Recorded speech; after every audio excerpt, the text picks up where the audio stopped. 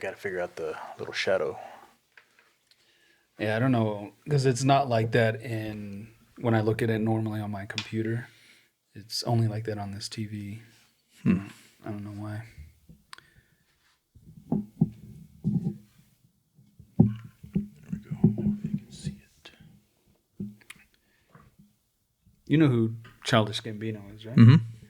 So he, this last Sunday, he started this thing called Gilga.com, and he bought a ranch or farm in Atlanta, I think, or around there, and like he has like peach trees and like he's growing fruit and all that kind of stuff. Mm-hmm. But back in 2020, he had released an unnamed album, and it was just the dates that it was released. Like each song had a different date, and that was when it was released. But on Sunday, he announced he had announced that he's re-releasing that like fully mastered and everything as an actual album with a name, and he released that on Monday. And it's called Altavista. And you might have heard the song around. Have you heard Littlefoot Bigfoot? Maybe. Littlefoot Bigfoot, get out the way. I'ma show y'all how to move this. Yeah, I had to have heard that song. it's blowing up right now. But I love Childish Gambino. I think he's the modern day Renaissance man. Yeah, he can do everything. Yeah, he does everything, and everything he touches is fucking gold. Mm-hmm. Like he's fucking good. And I heard this quote is like, people, you like music because you see yourself in it.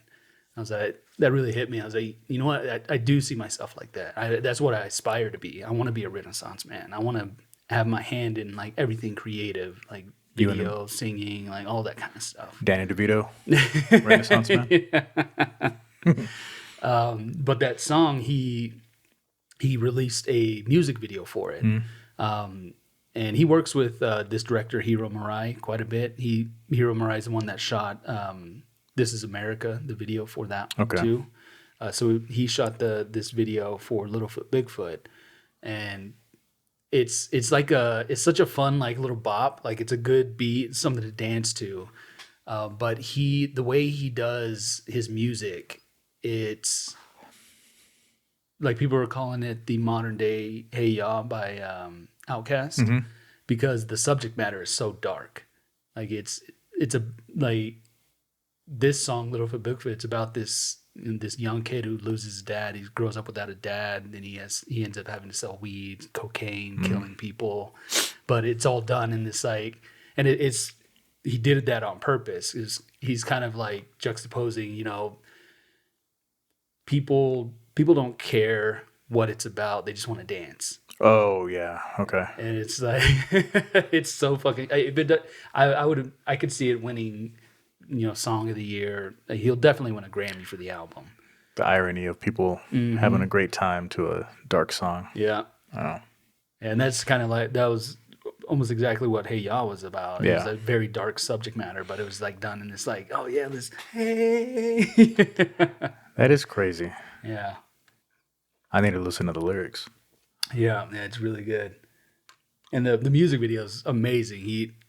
It's done in like 1930s. It's all black and white. And they shot open gate, which I love. Open gate gives you full access to the full frame of the camera, so you can get a both higher and wider angle. Okay. That new camera that I'm getting shoots open gate, so I'm excited. But it looks it's essentially what photography shoots at, because like whenever you shoot video, it usually crops down into a 16:9, whereas it's using the full frame, so it's more of a square image. Okay, it's closer to a square image. It's still a rectangle, but yeah, it's all shot like that, and he's going into this.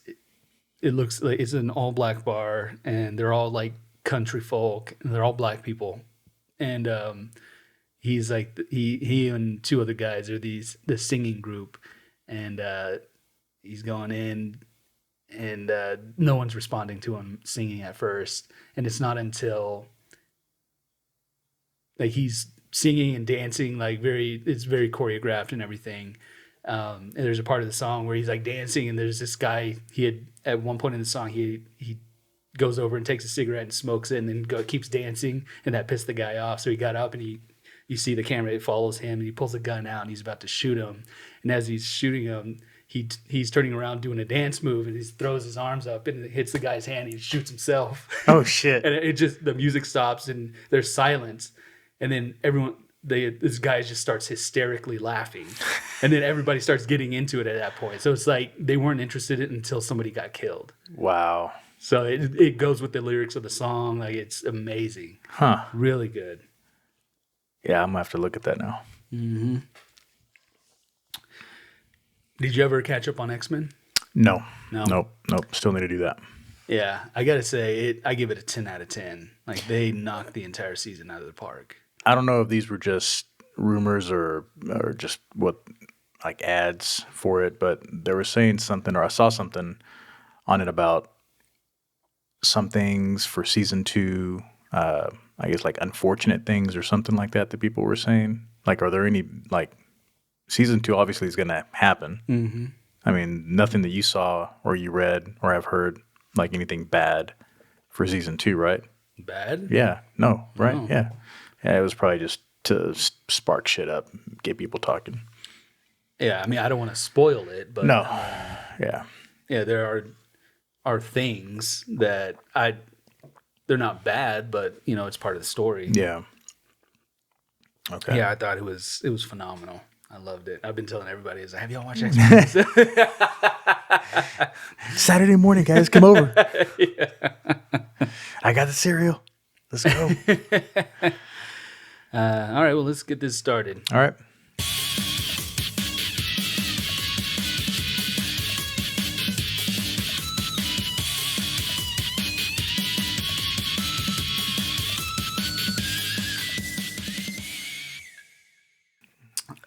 So we're back. It's been a couple weeks. Mm-hmm. I've just been getting really busy. This is my company here. I actually produce this podcast and do a lot of other things.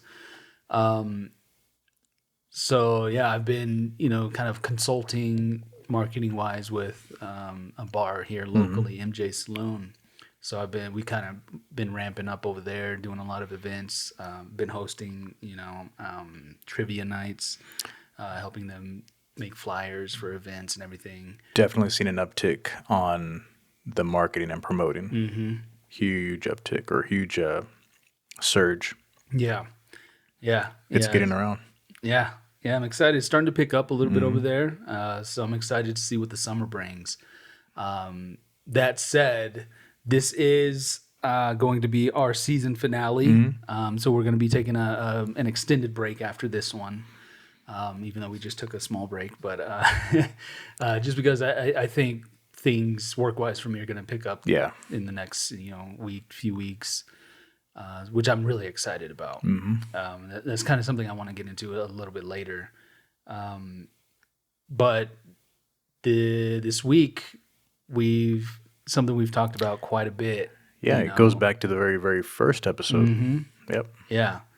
Yeah. So we've talked a lot about Dr. Stephen Greer, and he's in charge of the Disclosure Project, which he's a former. What was he? A lawyer? No, he was a doctor. He was a. He was a doctor. Yeah, ER doctor. Yeah, but I don't even remember how he came about, like, getting into that kind of thing. Yeah, I forgot. I think he touches on it on that very first disclosure thing that he did, but yeah, I forgot. Yeah, but essentially he's, if you haven't seen any of our previous episodes, he has consulted, sitting presidents on UFO, UAP phenomena. He's been kind of the go-to guy for that kind of thing. And he's been compiling a lot of information, and our first episode was about this big press conference that they had with multiple whistleblowers giving testimony. And he has said in that press conference that, there's going to be a lot of disclosure. Yep. And, after that, it seemed like it just kind of died out. Yeah. And I was a bit disappointed. And I was just waiting to see, what are we gonna? Yeah, the What first is thing we it? saw was the one where Grush and Fravor and that hearing. And I Yeah. at first I thought that that was something to do with what he was talking Right. about. Yeah. And I'm thinking it might be some of it. But yeah, that what he came out with recently is more of kind of, opening the floodgates on a whole bunch of whistleblowers that are Yeah. Yeah. So he announced it's a website called DPI Archive, dpiarchive.com.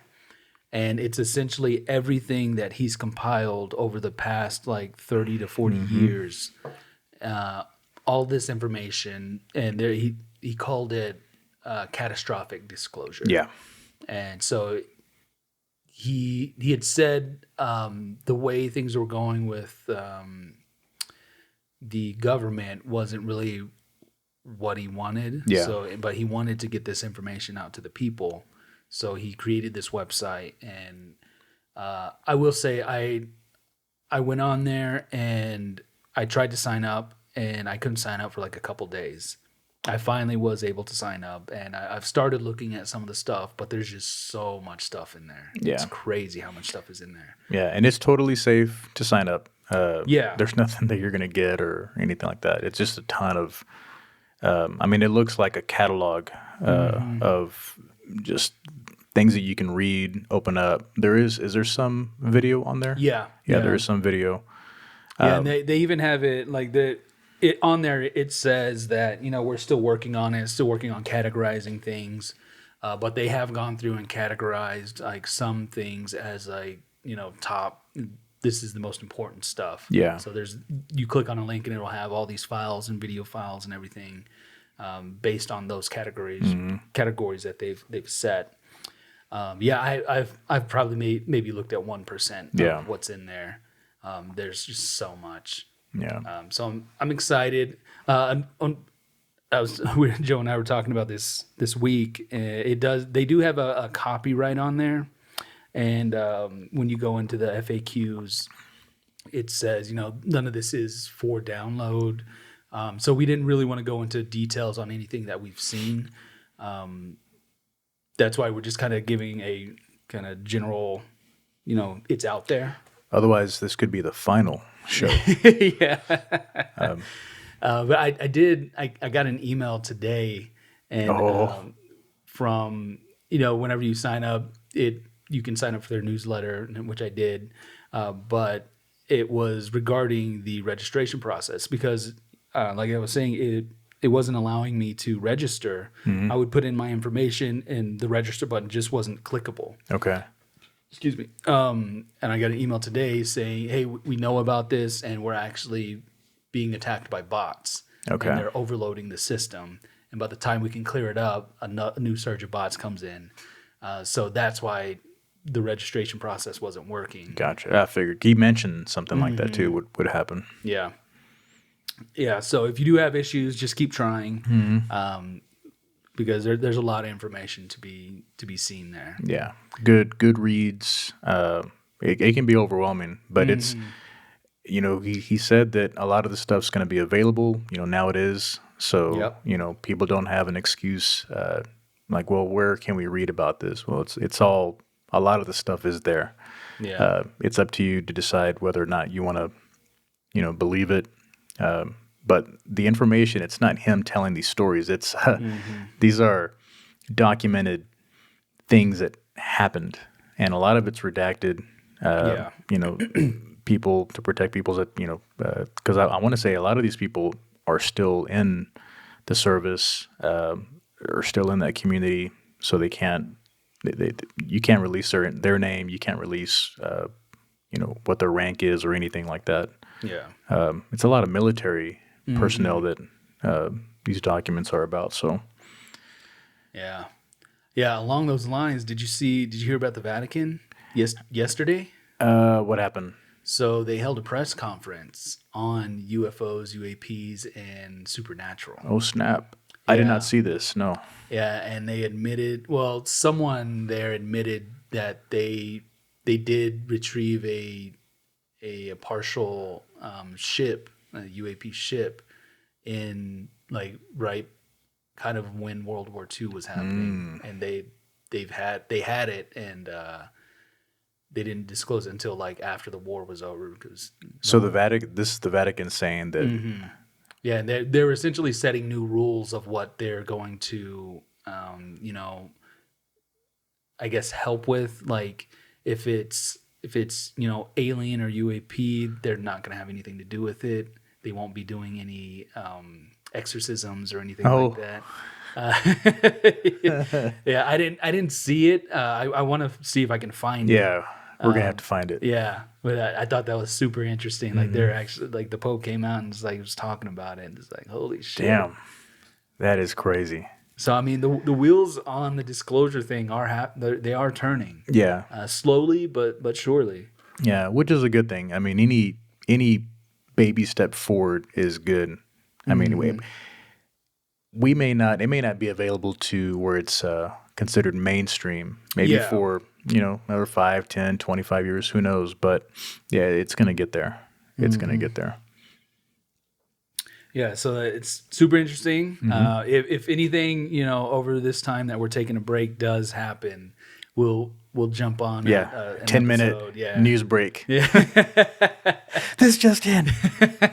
Oh my God, there's aliens everywhere. We might have one as a guest. Who knows? Wouldn't that be amazing? Dude, that would be. A to Z is the first podcast to get an alien on there. Yeah. That would be so funny and so cool. Yeah. Yeah. Gives us the knowledge of the universe by a touch. We're like, Yeah. we're like, I get it. There's tears coming. Yeah. That would be good. But yeah, that definitely go on there. Definitely read a little bit of it. It's a register. It's a good. I'm sure it's a good time. Yeah, if anything, just for the entertainment of it. Oh yeah, totally. Because, I mean, you would think that it's all true because these are testimonies from first-hand witnesses, but who's to say? Yeah. I did see when I was looking up why the registration process wasn't working. A bunch of people, I guess, like some people don't like Dr. Greer.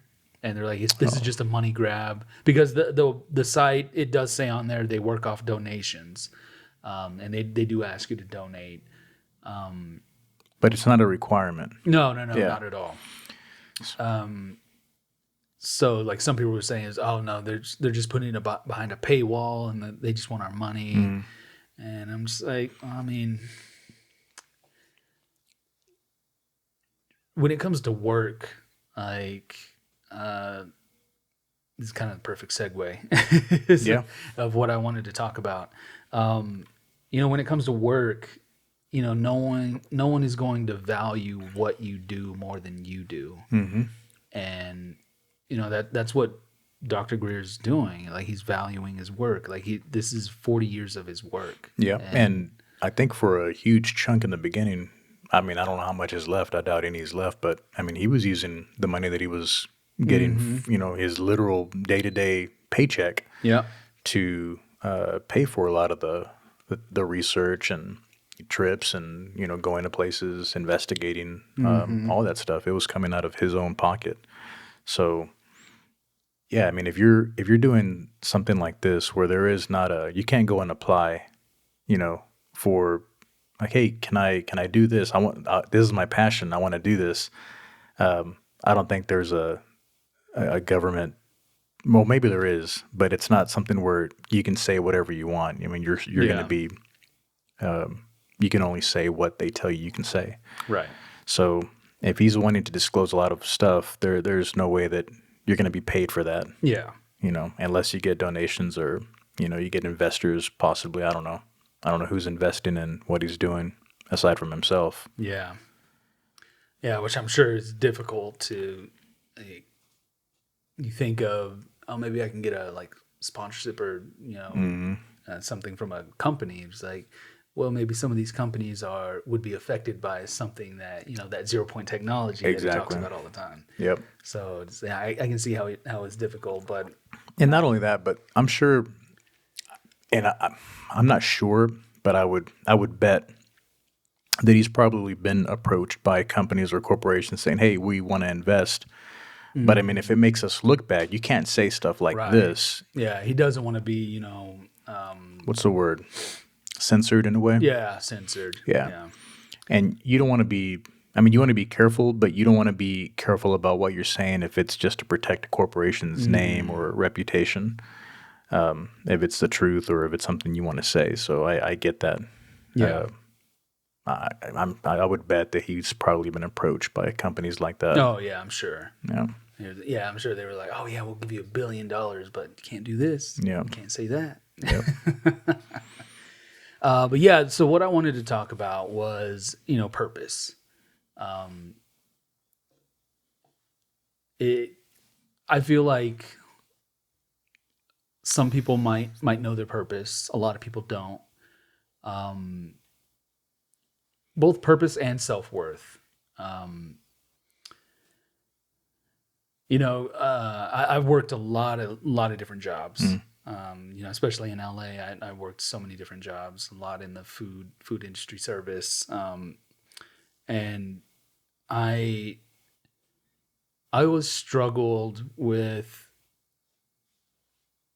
not being either promoted or being looked over, in a sense. And it wasn't until I really started, kind of valuing myself and who I was as a worker. And it's funny, like in therapy one time, I was talking to my therapist, and we were talking about work, and I said, I don't feel like I've ever been paid what I'm worth. And she stopped me because like most of our conversations was like just me talking down about myself as a person. But I see myself as a person and myself as a, worker as two completely different people. Yeah. Sometimes, not less so now, because I've kind of, learned to deal and cope with it, and, kind of resolve a lot of those issues. But she was like, we need to find out how you can, see yourself, because you are that same person. You need to value yourself as an individual, in your personal life, and then also your work life similarly. Yeah. And so like I really started, valuing myself in my everyday life. And some of that has to do with like eating better and like making my image in my eyes better. Like I don't really care what anybody else thinks of me. Yeah. But as long as I can live with myself, Yeah. that's what's important. And work-wise, it can be difficult, I find, sometimes to have those money talks with an employer or something that, where you probably know you deserve more, but for me at least, there was always this like little thing holding me back. It's like, well, what if this happens? Like, what if I get fired, or what? Something is like, I don't want to push my boundaries and them, have this negative connotation towards me, even if they did give me extra money or a promotion or something like that. Yeah. I don't want this thing being held over my head. And I think it's being able to get over that fear. Because a lot of times, a lot of employers I've talked to and asked for a promotion or anything, I've gotten it, like just almost immediately, and in a lot of cases, and that was similar to the past few weeks. I talked to an employer and got a raise, and a lot of times it's not that they're oblivious, but they're busy people too. They're running a company. Yeah. Sometimes things do get past them, And other times, like I've been in situations where I wasn't being promoted because I was so good at the position I was in. They didn't want to lose me there. Yeah, makes And sense. I was like, that's not fair to me. And I told them, I was like, look, I'm not asking for more money. I'm asking for the opportunity to earn more money. And they were like, I respect that. And so they're like, all right, we're gonna. And this was at a restaurant, and I had opened this restaurant, and they started me off as an expo, and I had serving experience. I even in high school as a senior was a manager of a little Mexican restaurant in Dumas, so I had that experience as well. But apparently that didn't mean anything in LA. So, Yeah. so I started off as an expo and I fucking killed it. Like I was great. But, I was talking to, my coworkers who were servers. They were complaining about their checks. And I was like, let's compare checks. And I was like, oh, I worked double the hours of you and then made half of what you made. I was like, fuck you and shut the fuck up. Yeah. And so I went to him and, I was like, look, I want to be moved up. Like I'm not making enough money for the amount of work I'm doing. Yeah. And a lot of times that's all it takes. And even though those conversations can be, nerve wracking or scary sometimes, those are the conversations you should have. And because you like I said, no one's going to value you as much as you value yourself. And if you do value yourself, you will have those conversations. Yeah, for sure. Yep. Well, I've seen huge difference. Like whenever you're doing what you enjoy doing, there is, it's almost like you are a different person. Yeah. You have a different attitude. There is a different light that you present. And you can just tell, like, because it's not work. I mean, yeah, it's work, but it doesn't. Sometimes it's hard, but because you're passionate about it, because you want the challenge of whatever you're trying to capture, whatever you're trying to do, it's fun. Even though you may put 30 hours into something that's only going to take an hour or 2 hours, you can kind of tell. That's kind of the purpose part of it. Like for me, I feel my purpose is as a creative to capture moments and experiences for people. Yeah. Because life is fleeting, and it's one thing to retrospect is one thing. Like you can sit and you can think of something that happened in the past and reminisce.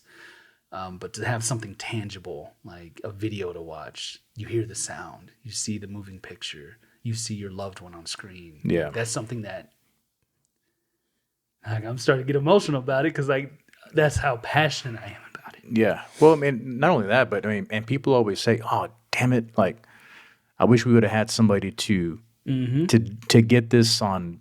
That way we can look back on it. Like, hey, remember 5 years ago when we had that get together? And man, I wish somebody would have done something with it. Yeah. Because all we have right now is just our memories, but I want to see it. And yeah, that's what you do. So yeah, that is special. Very, very special. Yeah. Yeah. Like I say this with, the utmost sincerity is like, if I could do this and do this for free and be okay, getting by, I would. Yeah. Because I absolutely would. I absolutely love what I do. But unfortunately, that's not the society we live in. No. And I got to make money. Like how cool would it be is if you did that or anybody, like if they did a job, like there was no money. It was just kind of like, hey, you did a hell of a job, so we're giving you this. Like there's no price attached to it, but you're getting a house. Like you don't have to worry about payments. It's because you do a good job. This is yours now.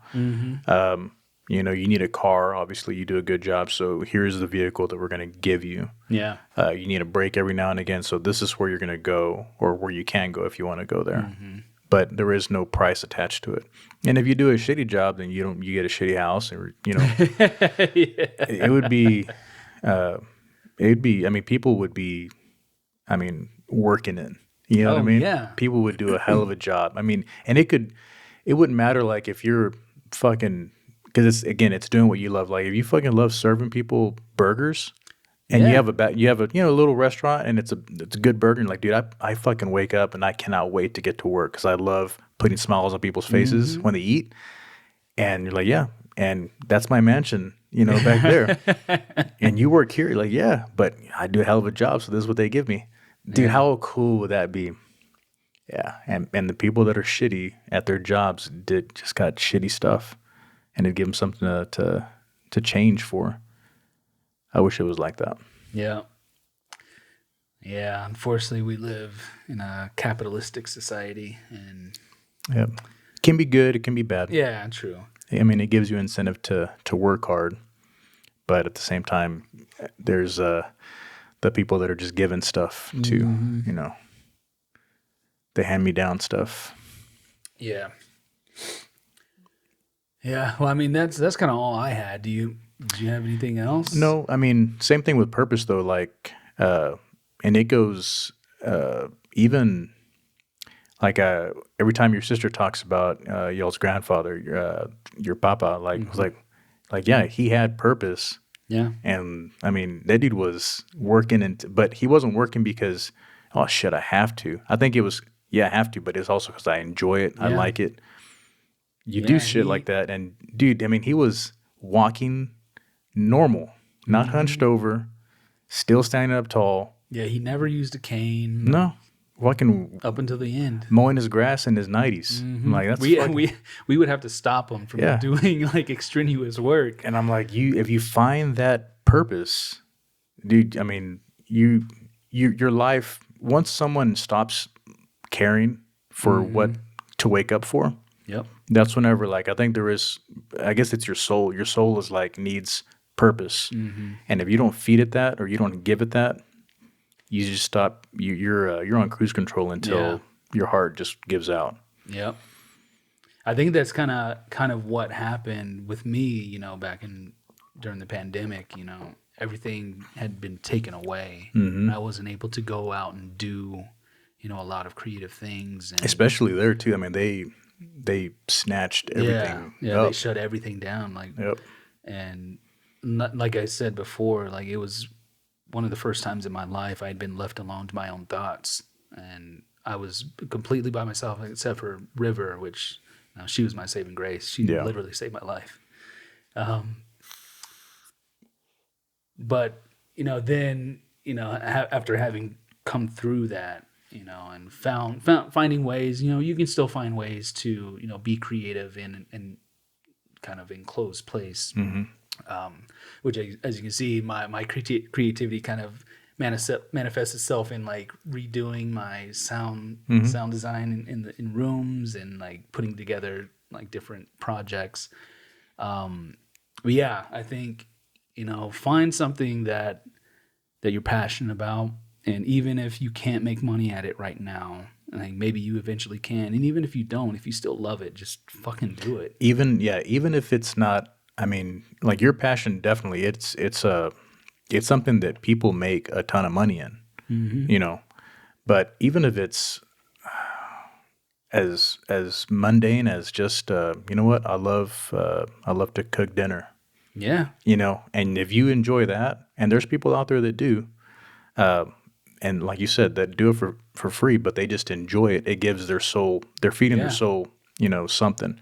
It can be so insignificant to everyone else, but if it's significant to you, dude, definitely, chase it. Even if you have to save up a little bit, find something to give that to you, because you do need that, especially if you get older. Because, when I was younger, it was like, oh man, you know what? I can't wait till Monday or Friday to get here. I get to play softball. It was my little thing, and all right, now I got to get out because I might hurt myself now if I keep playing. And now it's, golf, and fucking golf is expensive. But every time I get to go out there, it's not, it's just, I get to go. Yeah. I get to go do this. And yeah, I mean, even if I suck, it's still, I get to go and play or try to play. Yeah. Yeah. Yeah, I know you've wanted me to go out there, but and I've played golf. I'm not good at all, but it's just not really my thing. Yeah. But I do want to mix our passions because I told you I want to go out there and film you guys, because one it gives me something to help promote, but two it gives you guys that memory. Yeah. Yeah. And we would definitely appreciate that. And it would be fun. And we get to go outside and there's always good scenery out there, but yeah, definitely. Even if it's like with Joaquin, his music, producing. Yeah, it's not making money right now, but fuck, you wake up and you can't wait to, get your fingers on the keyboard and start doing some stuff or on the mouse pad or whatever. And you see that with people. Like even it's again, it could be insignificant, but you see their faces light up too, like whenever they start talking about it, whether it's sports or and sometimes people like, dude, are you talking about the fucking Cowboys again? Like, yeah, but that's what lights me up. Like I can't, it's so awesome. Like, oh, are you talking about baseball? Are you talking about this? Like, yeah, I love talking about that. It's fun talking about that. And for a lot of people, that's what they do. You see those old people on like in barbershops and the movies, and like they don't make any money. All they're doing is just hanging out, talking shit, but they fucking love it. That's their thing right there. Yep. So yeah, definitely find some purpose, find something to feed your soul. Yeah, and that I see that a lot in like casual gamers. Mm-hmm. Like a lot of your boys, like you get on there, you might not see, you might live in different states or something, but it gives you that moment, where one you're having fun playing a game, but two, it's the camaraderie. Yep. Talking with people and talking with your friends. Yep. And talking shit. Yeah. Like, I mean, it can be a release. It's the most, and some people like they don't get that. Like when you have a group of people or just three whatever, whether it's gaming, whether you're playing softball, whether you're at the bowling alley, it doesn't matter. Whether you're just fucking just hanging out. Drinking beers or whatever, and you're like, oh, fuck you, bitch, whatever. Yeah. But we laugh about it, or we joke about it. Like y'all, crack on me all the time. It could be something like, oh, you remember the time you hit your head and it was fucking hilarious. Tammy sliding down the wall or whatever it is. But like those are awesome. Yeah. Like a group of people being able to crack jokes at each other and be okay with it, and they can be, man, like I have friends that, I mean, we're of all different backgrounds and we will crack on all of our backgrounds and we're okay with it. Now, if it was a stranger, it's a different thing. Like, I don't know you well enough to where you can, say something like that about me or vice versa. If I was, only I could say that about my buddy. Yeah. You can't say that. Yeah. I had a dude in Lubbock who we would always do that. My buddy Sean and me, Sean and Lewis, we would do that. We would if we saw somebody get on the news and he was a Mexican guy, Sean would be the first one to call up call up, say, hey man, what's your cousin doing on the news? And we're like, oh, okay. So the next day it's be like, oh, hey, Sean, what's your sister doing on the news? What's going on? Motion detected at front door. Sorry, the mailman's here. Uh-oh. But yeah, we would just crack jokes about like, well, that's one of your people. Well, that's one of your people. So we would just keep a tally of our own. Like, there's another Mexican on the news. Oh, there's another black guy on the news. But if somebody else said that, we're like, hey, you can't do that, man. Come on now. Yeah. That's wrong. But yeah, it's fun doing that. Yeah. And there's people that can't do that. Like they don't like you start talking shit about them and they take it too personal. And you're like, well, you're not gonna make it in this group. I'm sorry. Yeah. Sorry. No, I was gonna tell you though before we leave. You need to check out the latest podcast on the Y-Files. Okay. It is one of the best ones I've seen. It's about a fictional future where, and I mean, some of it is real things that are going on. Like you've heard of CRISPR, right? The gene editing and stuff. Mm-hmm. So he talks about that, and he talks about how AI is also being integrated with helping I guess, that process. And this fictional future, like there's these things called the imperfects, which are regular people that have babies the regular way. There are, almost perfect society where everything is you go to the clinic now to get approved to have a kid.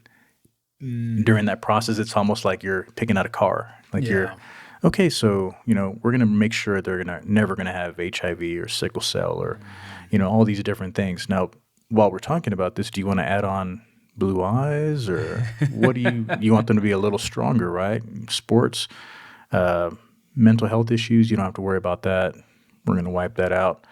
And then it gets to the point where like some people are protesting in the beginning because like, no, that's not right. But then after a while they see the benefits of it. So they're like, you know what, fine, I guess we'll do that too.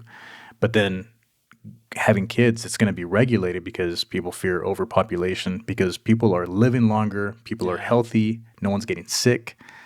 So it gets to the point where like it's 2057 and now you have this society where like this is now the norm. And then everyone is like embedded with Neuralink, everyone is smart.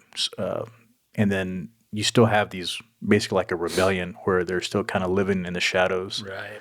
And I feel like that's really how it would be. There would still be people that would be like, no, I'm not going to fucking go to a clinic. We want to have a baby. We're going to have a baby. And if they're sick, they're sick. If not, whatever. But because they're imperfects, they can still contaminate perfect society. So now they make these kids, these babies now that are hunting. They're hunting these people, and they're called tracers. And dude, that's their whole purpose, is to hunt down. And these soldiers are they can see like 100 times zoom. They can see in the night. Night vision. They can smell sweat. Like perfect hunters, right? They can run. Predator. Yeah, dude. Yeah, predators. Chiseled, run forever, whatever. And not only that, but like after that, then it keeps like exponentially getting better. Like every year, these kids are being born, but they're even better than the last batch. Right. But it's almost like I can see that happening in the future, because I mean, yeah, after a while, people are going to get tired of like, man, like what if we could? I'm not saying that if every kid's a blessing, and if they're sick or they have a few issues that require additional cost, but I think if you were to present the idea to a couple and saying, hey, would you be okay with your child being born with sickle cell anemia or whatever a bad thing is, or I'll say a challenging thing to overcome, is they're gonna be like, no, I mean, if we can prevent that, yeah, we'd like a healthy kid. Okay, well, we're going to put a curveball in here, and nature is not going to take its course. We're going to make sure that doesn't happen. I mean, if you would present that to a couple, they'd probably be like, okay, yeah, it's still going to be ours, but they're going to not have to worry about this other stuff. And, they're going to be strong. So, I mean, if they want to play sports, they can play sports. If they want to, not do that and just study and they're going to be doctors, and it's going to be easy for them to do that. I mean, I can see that happening. And at the same time, people on the other side of the fence saying like, that's not natural. We want to do everything the way human or the way nature intended, Right. Natural selection.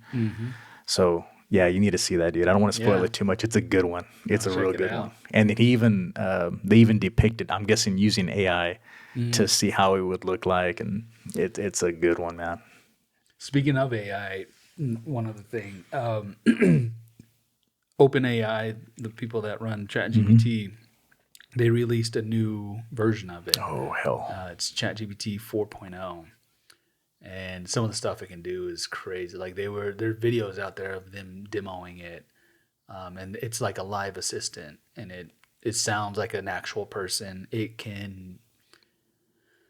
There's a desktop app that you can talk to it. You can give it access to see what's on your screen. So you're like, hey, what is this? And it'll tell you everything about it. Like, it's wild. Like, some of the stuff it can do is crazy.